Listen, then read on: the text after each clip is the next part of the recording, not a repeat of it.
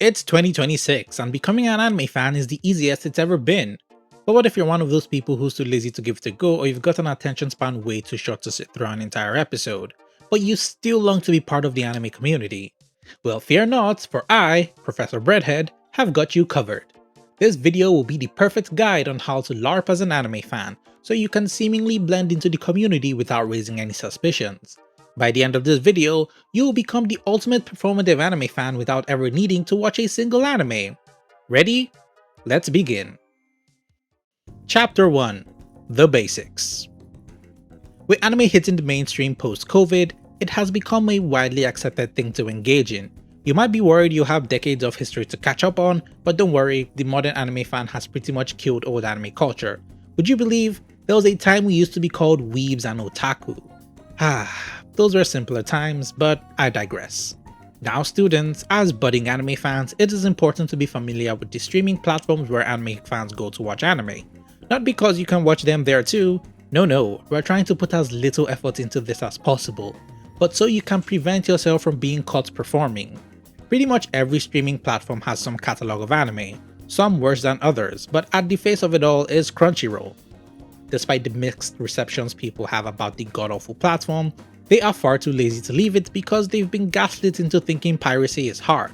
So if an anime they really want to watch comes out on a platform they aren't subscribed to, they just won't watch it. I would expand on piracy, but I do not want you guys blabbing about it to the world and causing these very useful sites to be taken down. Again. But students, all these platforms pale in comparison to the absolute best place to watch anime today: TikTok. TikTok gives you the best dose of anime for your fried attention spans in the form of edits, we used to call them AMVs back in the day, AI voiceover narration clips, shallow think pieces, people's reactions to poorly translated manga leaks, and the TikTok comments, the best place to get credible information. And since it's during your designated doom scrolling time, you'll be killing two birds with one stone. So after you're done scrolling for hours and have managed to remember a few opinions you can regurgitate to others, next is to find somewhere to actually share them, and what better place to do so than the World Wide Web. What, did you think I'd actually recommend going outside? The internet is where a lot of anime communities and discussions take place. You could find a few Discord groups here and there, but they are mostly prevalent in places like Twitter and Reddit. Amino used to be an option, but thankfully that blight has been scrubbed out of existence since December of last year. So a lot of anime talk just happens on Twitter and TikTok, which is unfortunate because those places don't really promote active conversations and instead just exist to engagement farm offal. When you come across one in the wild, it's important you interact with them no matter what. After encountering them a few times, you will slowly gain the gist of how to act around most anime discussions. I'll be talking more on discussions later, so make sure you're paying attention. Chapter 2: Playing Favorites. An anime fan is mostly defined by what their favorite anime is. With thousands of anime out there, it is very easy to pick one and just ride with it. But we are not here to watch anime after all, so it's in your best interest to pick the most popular ones out there. The go-to favorite choices would have to be Full Metal Alchemist, Attack on Titan, Death Note, Gurren Lagann, and Mob Psycho 100. All these choices will immediately deflect any suspicion off of you because nobody can really argue against these. Anyone who tries to, you can just call them a hater with no media literacy to immediately shut them up. On a side note, never say Solo Leveling is your favorite anime. You will be seen as shallow and inexperienced. In fact, you will be 100% caught as a performative anime fan. If you want to be seen as a little more cool and mature, you can mention how your favorites are Cowboy Bebop, Neon Genesis Evangelion, or Samurai Champloo. Now these are all easy because they are universally beloved. To go against or criticize them whatsoever is to basically sign your death warrant. And just as nobody will question you on your choice, never question others on their choices. Since there exists some kind of unwritten rule about how these are flawless series, nobody will be looking to smoke out the other on why that is. However, if you're feeling a bit more adventurous, you can pick an anime out of what we call the Big Three. Those being Naruto, Bleach, and One Piece. You don't need to concern yourself as to why they're called the Big Three. Hell, most modern anime fans aren't even sure themselves, but they are constantly trying to crown the new Big Three to varying results. Becoming a fan of one of the big three is pretty much a rite of passage for any anime fan, so it's important you pick one early on to side with, even if it might not be your favorite. And when you do pick one, just be prepared to be locked in an eternal dick measuring contest with the fandoms of the other two. You can never like more than one, and if you end up liking all three, they will call you a fake fan who only consumes shonen slop. so you will get caught. So here's everything you need to know about each side to help you make a more informed decision. First off, Bleach. Being a Bleach fan means you're pretty chill. The Bleach fandom has been clowned on for years, mostly in part due to their anime disappearing for around a decade before finally making a comeback with the Thousand Year Blood War arc looking better than ever. Choosing to be a Bleach fan is one of the easiest choices because it gives you the ability to be more resistant to fandom discourse. They have learned to adapt to whatever the other fandoms throw at them. This stems from their chill nature, so you don't get a lot of smoke, and if anyone tries to come at you, just mention how Aizen clears their favorite antagonist and don't elaborate further. Always glaze its art style and character designs, especially their drip, its god tier soundtrack, and if they ask you what your favorite arc is, just mention the Soul Society arc. Next is One Piece. If you choose to be a One Piece fan, be ready to serve in the front lines. Being a One Piece fan means you must constantly praise its author, Eiichiro Oda, at every given opportunity. Never pass up a chance to say how One Piece has the best world building ever with peak foreshadowing. Be sure to always bring up how Luffy's Gear 5 was foreshadowed all the way back in Skypiea and how it is the most iconic power-up in anime history, completely disregarding Super Saiyan. Always mention how deep and political it is, covering themes of slavery and corrupt government officials, and be sure to throw shots at anyone who thinks otherwise. When asked what your favorite arc is, mention Marineford, and if asked who your favorite character is, say Zoro. After that is Naruto.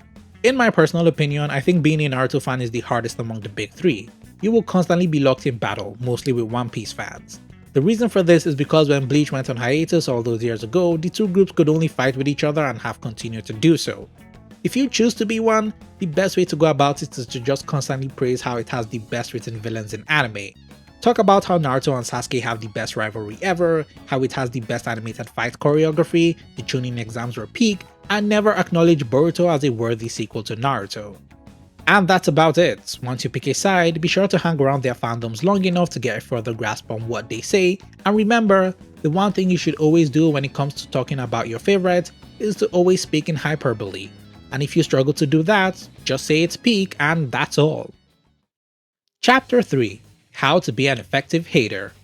As an aspiring anime fan, it is important to have a series you absolutely hate. Most anime fans spend more time expressing how much they hate a series rather than expressing the love for the things they enjoy. It is important to always shit on people talking about the things they like, and be sure to always insert yourself into their conversation, make it about you and how much your favorite clears theirs. Because comparison is the most effective hating tool in your arsenal. In order to be an efficient hater, it is crucial to get all your opinions from other members of your fandom, and once again, through TikTok.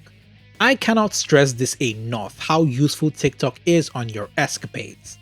What's that? Wouldn't it be more effective to watch the thing and be well versed in it so that your point of criticism hold more weight?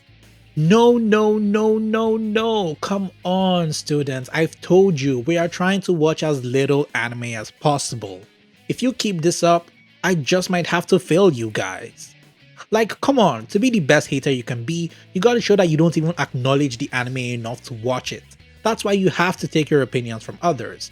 Before you engage with anyone, be sure to find out what the most common criticism their favorite anime has. Because God forbid you try to be original. No, we don't want that.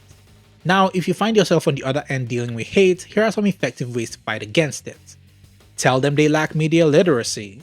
Ask them if they even read their series. This one is especially effective against Jujutsu Kaisen fans. Resort to how they just don't understand peak. Call their series slop or call it overrated. Don't elaborate further. Deflect all their criticisms by saying the hate for your series is forced.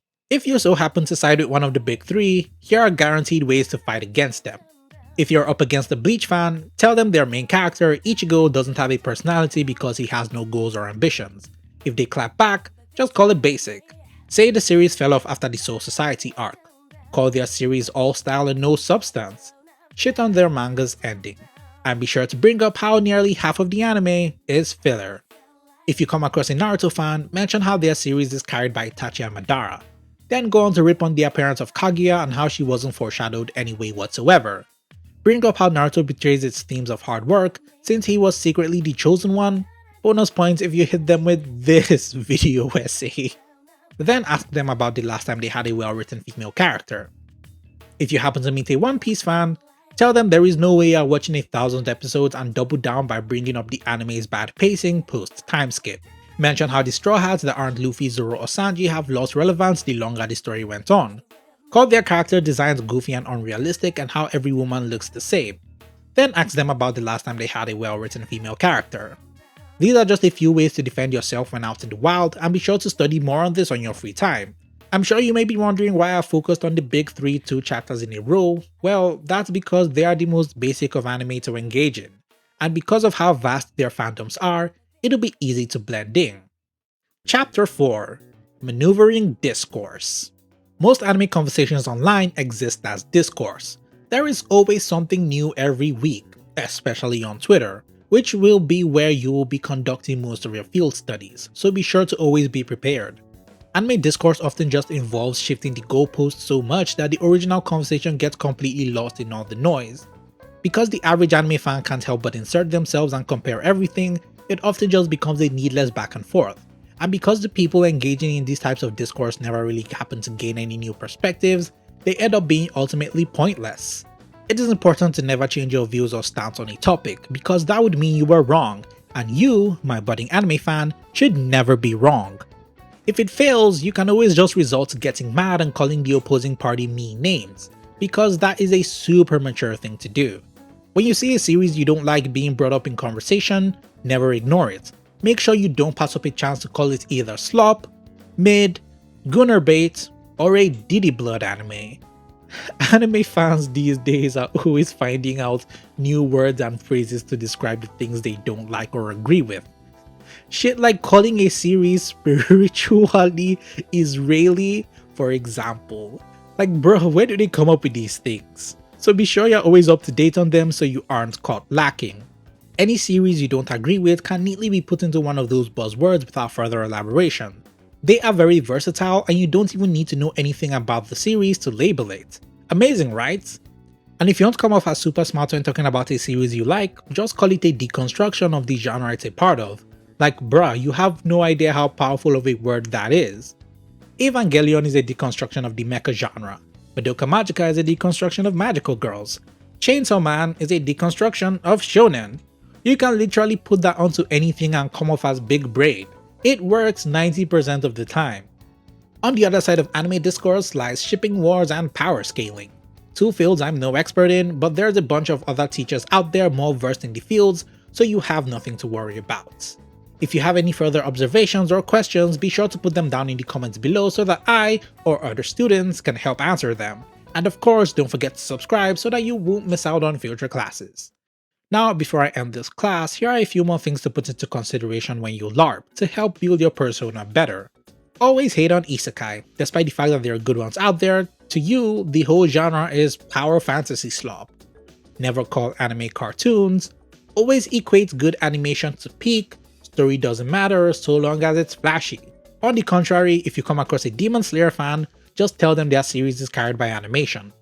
Always hate on dubbed anime and how it is inferior to subbed. And if you find someone watching dub, be sure to make fun of them for it and tell them to learn how to read. Be sure to have an incredible hate boner for filler. If an anime doesn't follow the manga one-to-one or give you an episode of wholly original content, you must spend every fiber of your being hating it. Extra points if you refuse to watch the big 3 because of filler. Treat anime from the 90s as vastly superior to modern anime. Act like fanservice is the worst thing to ever come from the medium. Make sure you're hating on... wait. There's a lot of hating here actually. That's not good. So oh, that's right. If you want to come off as an old head anime fan, just glaze Dragon Ball, especially Z, and tell people it's okay to skip into Z without needing to see the original Dragon Ball. Always praise anime for its mature storylines. Oh, and praise manga for being vastly superior to Western comics. Always jam out to anime openings and... I guess that's about it. Yeah, if you've made it to the end of this lesson, congratulations! You are now a certified anime fan LARPer, and my job here is done. And remember, the learning doesn't stop here. This has been Professor Bread, and as always, stay toasty.